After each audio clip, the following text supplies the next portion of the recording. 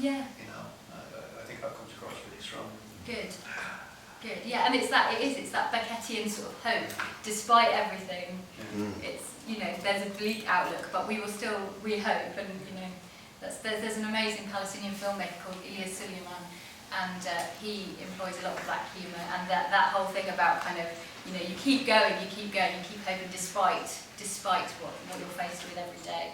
And I think that stoicism also is in, you know, like Sitsi is a complete amalgamation of my Arabic granny and my Irish granny.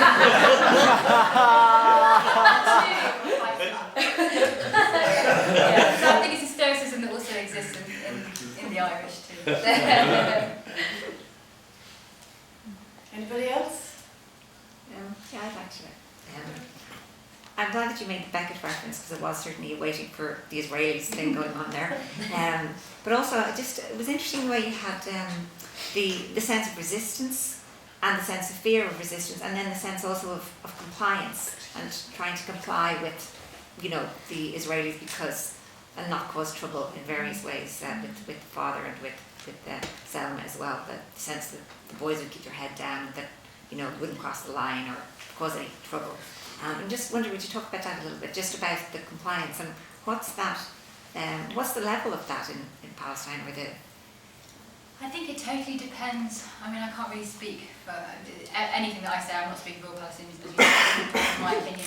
I think it's really difficult, because actually day to day you've got to live, and you know, if you need to travel around, you've got to get on with it. And I know people who work in shops and things, and who talk about kind of economic kind of peace, and that's the way forward. But I'm 100%, I believe in the boycott, and that's kind of where I believe our power is.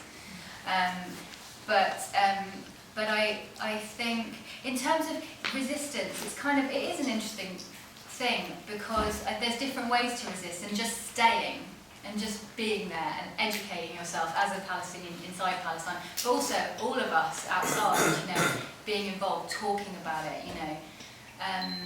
I think that's resistance as well. I'm writing plays. I mean, that's my resistance. It's the only way that I can do anything. But yeah, I think.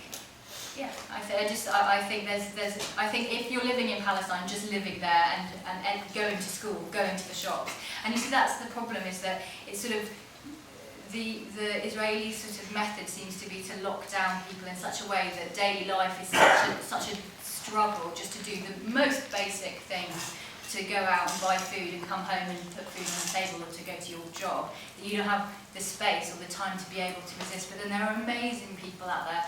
You know, I have a friend who's a filmmaker called Haitham Al-Khatib, who's in Belain, which is this amazing town which the Israelis keep trying to build a wall through, and every Friday they protest, and there's amazing people from all over the world go and protest with them, and it's like this bizarre scenario where every week they go and protest, and the Israelis shoot tear gas at them, and they run away, and it's just like, but the fact that they're so galvanising that they do that, you know, is amazing. And they're the guys who did I don't know if any of you saw, they painted themselves as Avatar people, and you know, and they were, if you haven't seen it, look on YouTube, it's really fun. As a way to try and sort of get attention for what they were doing. But yeah, I think just living in Palestine is just being alive is a form of resistance, sadly. Anybody else? Just want to state what a wonderful play. Thank you all so much for coming, I really appreciate it. Before we all go, could I just read out some announcements? Is it okay if I do this?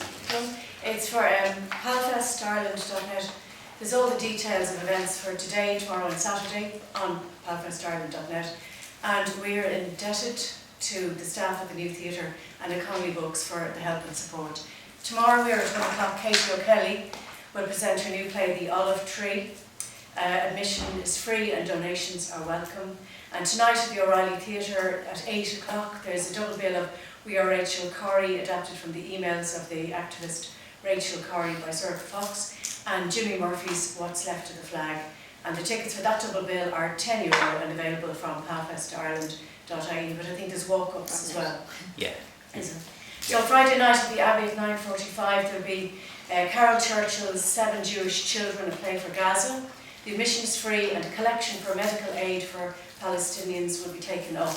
And at that event, Dr. Mads Gilbert will give the noble call from the Abbey stage.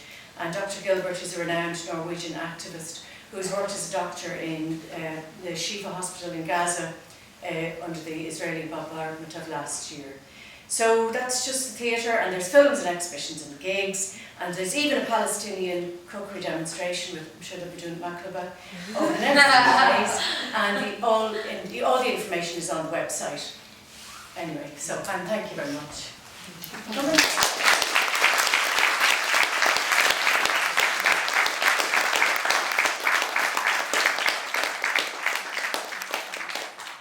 Big thanks to Jenna Dupree for directing and to the cast.